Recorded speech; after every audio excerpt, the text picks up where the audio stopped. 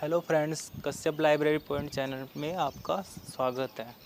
आज हम bachelor library of science के बारे में जानकारी प्राप्त करेंगे कि जैसे कि पिछली वीडियो में आपको मैंने diploma library of information and science के बारे में जानकारी दी कि इसके कुल पेपर कितने होते हैं, कोर्स से रिलेटेड पूरी जानकारी बताई आपको। उसके बाद मैंने पेपर का पैटर्न कैसा होता है, फिर जो RTI के थ्रू जो कॉपियाँ मंगवाई थी वो आपके सामने रखी थी। तो उसी तरह इसके अंदर भी हम यही जानकारी मतलब इन्हीं बातों का विश्लेषण करेंगे कि इसमें एडमिशन प्रोसेस क्या होती है, कितनी परसेंटेज पे एडमिशन होता है और कितने पेपर होते हैं, कितने प्रैक्टिकल होते हैं, प्रैक्टिकल पेपर में क्या क्या पूछा जाता है। ठीक है, तो वही सब अपन इसमें चर्चा करेंगे। तो आपके सामने प्रोस्पेक्टस दिखाई दे रहा है स्क्रीन पे। इसके अंदर जैसे कि इसमें पुस्तकालय एवं सूचना विज्ञान में स्नातक कार्यक्रम है, जिसको बोलते हैं bachelor of library and information science programme, जिसको कोड अपन कोटा ओपन में होता है BLIS। ठीक है, तो इसकी जो प्रवेश योग्यता होती है वो होती है जो भी जनरल कैटेगरी का स्टूडेंट है वो उसकी होती है 50% ग्रेजुएशन में। ठीक है, SC ST OBC और फिजिकल हैंडीकैप के लिए 45%। ठीक है, अगर आपने इनमें से जैसे जनरल कैटेगरी का कोई स्टूडेंट है, उसने 45% से अबव और 50 से कम भी ले रखा है तो वो एडमिशन नहीं ले पाएगा। सीधी सी बात यही है। लेकिन उसको अगर एडमिशन लेना है तो मान लो किसी स्टूडेंट को, ये आपको मैं सीधी लैंग्वेज में समझाता हूँ इस बात को। कोई जनरल कैटेगरी का स्टूडेंट है जिसकी कॉलेज के ग्रेजुएशन में परसेंटेज है 45 और इस नियम के अनुसार वो एडमिशन ले नहीं सकता। लेकिन अगर उसके पास 1 साल का diploma library of information science किया हुआ है तो वो बैचलर लाइब्रेरी के अंदर एडमिशन ले सकता है। ठीक है, दूसरा मान लो 50 अबव है तो वो वैसे भी एडमिशन ले लेगा। दूसरा, जैसे मान लो कोई OBC स्टूडेंट है जिसकी 45% अनिवार्य है लेकिन 45 से कम है किसी स्टूडेंट की ग्रेजुएशन में, तो उसके लिए भी उसको 1 साल का डिप्लोमा चाहिए तो वो डायरेक्ट एडमिशन बैचलर लाइब्रेरी में ले सकता है। ठीक है, तो ये इसकी क्वालिफ़िकेशन है कि SC ST OBC के लिए 45% होनी चाहिए और जनरल कैटेगरी के स्टूडेंट के लिए 50% होनी चाहिए ग्रेजुएशन में। या फिर ग्रेजुएशन के साथ 1 साल का अगर आपके पास डिप्लोमा है वो लगा सकते हो, या फिर 2 साल का आपके पास लाइब्रेरी साइंस में अनुभव होना चाहिए। ठीक है, इसका मीडियम हिंदी होता है लेकिन कई स्टूडेंट इंग्लिश मीडियम के होते हैं तो वो मीडियम इंग्लिश भी ले सकते हैं, लेकिन पेपर दोनों लैंग्वेज में आएगा, लेकिन जो इसका स्टडी मटेरियल होता है वो ओनली हिंदी मीडियम में ही आएगा। ठीक है, पहले इस कोर्स की फ़ीस कम थी, मतलब 8,000 के लगभग थी। इस साल से यानी कि जनवरी 2024 में जो नए एडमिशन स्टार्ट हुए थे उससे इस कोर्स की फ़ीस 9,000 रुपये कर दी गई है। ठीक है, तो टोटल आपकी फ़ीस लगेगी 9,000 रुपये विद बुक। ठीक है, अगर आप किताबें लेते हो तो 9,000 रुपये लगेगी, और मान लो आप किताबें नहीं लेते हो तो 15% का आपको डिस्काउंट मिल जाएगा, यानी कि 15% 9,000 का होता है 7,735 रुपये। 7,735 रुपये आपकी फ़ीस लगेगी। ठीक है, अगर आप किताबें नहीं लेते हो तो।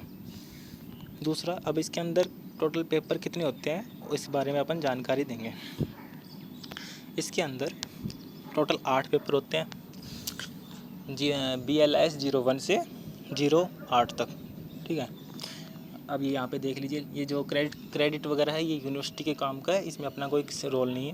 तो इसमें टोटल 8 पेपर होते हैं जिसमें 2 प्रैक्टिकल होते हैं, 6 थ्योरी पेपर होते हैं। ठीक है, तो आपके सामने ये इसकी लिस्ट है, 8 के 8 पेपर हैं कि पहला पेपर पुस्तकालय एवं समाज, दूसरा है library classification and cataloguing theory, यानी कि जो प्रैक्टिकल होंगे अपने BLIS 03 और 04 उसका जो भी थ्योरी है वो 02 में आपको अपने को पढ़नी है। 03 और 04 में उसका सिर्फ प्रैक्टिकल करना है। उसके बाद BLIS 03 क्लासिफिकेशन वर्गीकरण का पूरा प्रैक्टिकल होगा।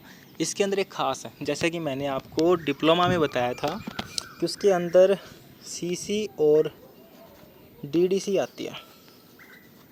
ठीक है, इसके अंदर भी क्लासिफिकेशन में CC और DDC ही आएगी, लेकिन एक अंतर है, इसके अंदर फेज रिलेशन के क्वेश्चन आते हैं जो कि डिप्लोमा में नहीं आते। नॉर्मल आता है वहाँ पे, यहाँ पे बस फेज रिलेशन एक्स्ट्रा हो जाता है और कोई चेंजेस नहीं है, बाकी सब कुछ सेम है। ठीक है, और उसके बाद 04 जो कि लाइब्रेरी डिप्लोमा में 03 वाला था, जो कि लिखना होता था, जो सूचीकरण करते हैं, कैटालॉगिंग बनाते हैं।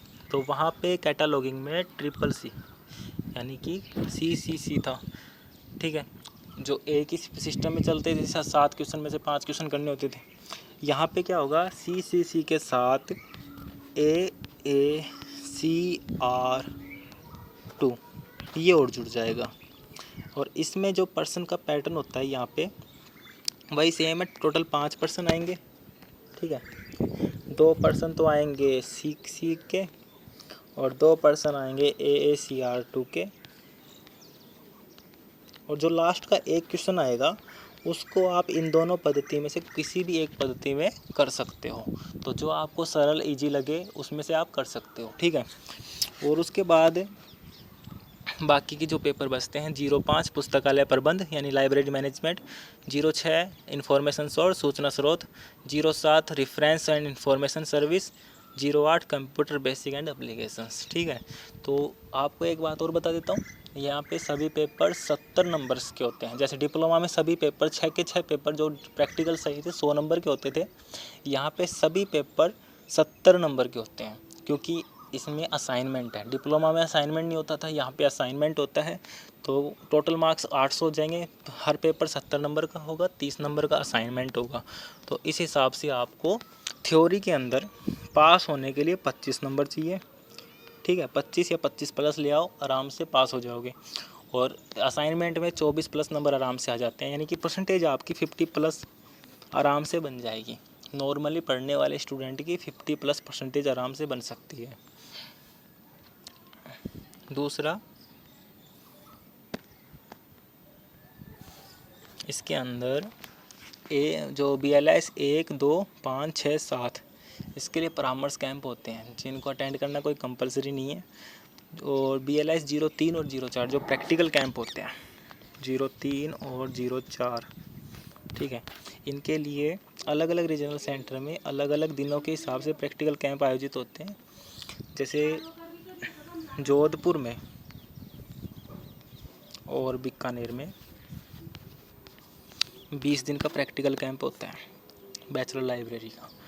और बाकी जितने भी रीजनल सेंटर हैं इनमें 10 दिन का प्रैक्टिकल कैंप होता है, ठीक है, जिसमें से 75% अटेंडेंस ज़रूरी है। तो ओरिजिनल सेंटर का चुनाव आप अपने विवेक से करें कि आपको कितने दिन जाना है, उस हिसाब से। क्योंकि वैसे अगर एरिया वाइज करते हैं तो आप अपने एरिया के हिसाब से रीजनल सेंटर का सेलेक्ट कर सकते हैं। बाकी जब अगर प्रैक्टिकल कैंप की दिनों के हिसाब से अगर आप सेलेक्ट करते हो तो जोधपुर में 20 दिन का कैंप होता है, बीकानेर में 20 दिन का कैंप होता है। और बाकी जो 5 रीजनल सेंटर बच जाते हैं, अजमेर, जयपुर, भरतपुर, उदयपुर, कोटा, ये पूरे 5 रीजनल सेंटरों में 10 दिन का प्रैक्टिकल कैंप होता है, ठीक है।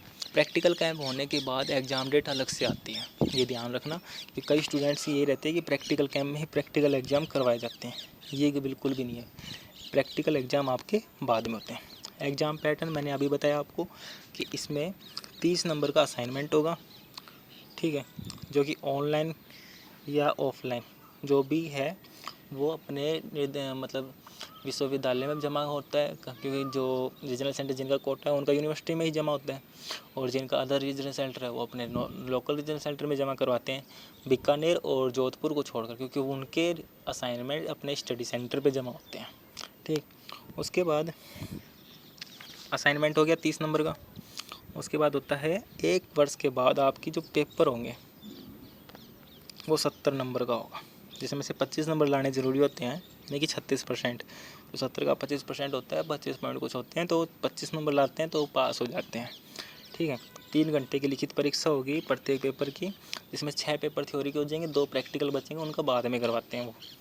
उसके बाद टोटल 800 में से कि 8 पेपर हैं तो 800 में से परसेंटेज बनते हैं, जितने नंबर आते हैं 800 में से आप परसेंटेज बना सकते हो।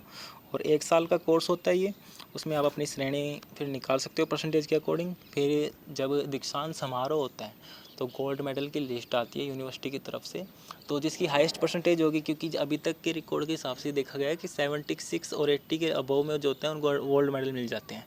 तो आप सभी स्टूडेंट से यही है कि अच्छे से पढ़ाई कीजिए बैचलर लाइब्रेरी में, तो जिससे कि गोल्ड मेडल तक पहुंच पाएँ, जिसका सभी को सपना रहता है कि यूनिवर्सिटी से गोल्ड मेडल मिले। तो अच्छा पढ़िए जिससे कि आपको परसेंटेज अच्छी बने और आपको गोल्ड मेडल मिल सके। अच्छे परसेंटेज के लिए जैसे मान लो अगर किताबें नहीं लेते हो 15% का डिस्काउंट हो जाता है, तो आप 1 वीक सीरीज़ खरीद ही सकते हो उसके लिए। जैसा कि मैंने पिछली वीडियो में बताया था, 1 वीक सीरीज़ लेते हो तो आपको आसानी से 1 वीक सीरीज़ भी मिल जाएगी इसकी।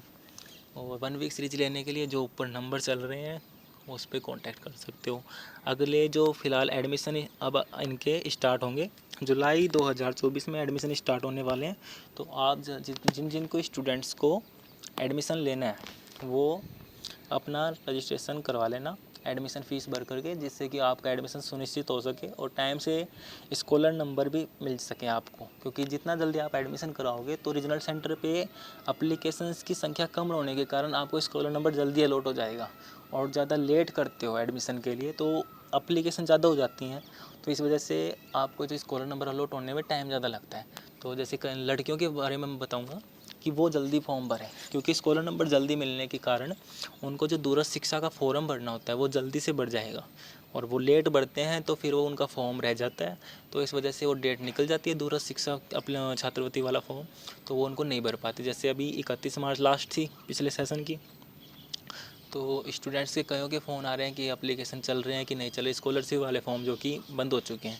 तो लास्ट डेट पे एडमिशन ना कराएं, फॉर्म स्टार्ट होने के 1 या 2 दिन बाद ही फॉर्म सबमिट कर दें अपना एप्लीकेशन के साथ। और एडमिशन फॉर्म भरवाने के लिए भी जो ऊपर नंबर आ रहे हैं आपको 1 वीक सीरीज के लिए, उन्हीं पे कांटेक्ट कर लें।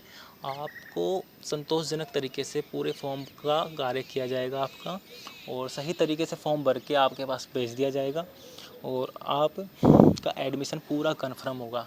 क्योंकि कुछ गलतियाँ रहती हैं हर बार कि कुछ डॉक्यूमेंट अपलोड नहीं हो पाते हैं, तो हर चीज़ की पूरी तरह नॉलेज दी जाएगी, उसके बाद आपका फॉर्म सबमिट किया जाएगा। इससे पहले फॉर्म सबमिट नहीं किया जाएगा। एडमिशन के लिए आपके पास फ़ोटो, सिग्नेचर, जो मैं आपको बता देता हूँ जो डॉक्यूमेंट चाहिए एडमिशन के लिए आपको, जो जुलाई 2024 में इसके एडमिशन स्टार्ट होने वाले हैं बैचलर लाइब्रेरी के, तो आप अपने पास ये डॉक्यूमेंट तैयार रखना, ठीक है। तो जिससे कि आपको एडमिशन लेने में कोई प्रॉब्लम ना आए। एक तो आपको फ़ोटो लेनी है, ठीक है, एक सिग्नेचर, बैंक अकाउंट, कोई किसी का भी, अगर अपने परिवार में किसी का भी बैंक अकाउंट आप ले सकते हो। फिर दूसरा ग्रेजुएशन की मार्कशीट, 10th क्लास की मार्कशीट, और ABC ID, email ID, mobile number, Aadhaar card और एड्रेस। आप ये चीज़ें कलेक्ट कर लेना, और जैसे ही एडमिशन फॉर्म स्टार्ट होते हैं आप फॉर्म भरना, और लाइब्रेरी साइंस के क्षेत्र में अपना करियर बना करके लाइब्रेरी साइंस में योगदान दें, क्योंकि एक ऐसी फील्ड है जिसका अंत नहीं हो सकता, जो आगे ही बढ़ेगी। तो इसलिए आप सभी को यही सलाह रहेगी कि इस कोर्स के बारे में अच्छे तरह से समझ करके एडमिशन लें, और जो भी जानकारी चाहिए तो हमारे टेलीग्राम ग्रुप में अपनी प्रॉब्लम लिख दें, आपको जानकारी दे दी जाएगी। पर्सनली कॉल कोई ना करे, अगर कुछ ज़्यादा ही जानकारी चाहिए तो ही पर्सनल कॉल करें, अन्यथा कोई कॉल ना करें। टेलीग्राम ग्रुप या व्हाट्सएप चैनल जो भी है वहाँ पर आप अपनी प्रॉब्लम लिख दें, आपको समस्या का हल बता दिया जाएगा। अच्छा, तब तक के लिए मिलते हैं आपको नेक्स्ट वीडियो में। जय हिंद, जय भारत।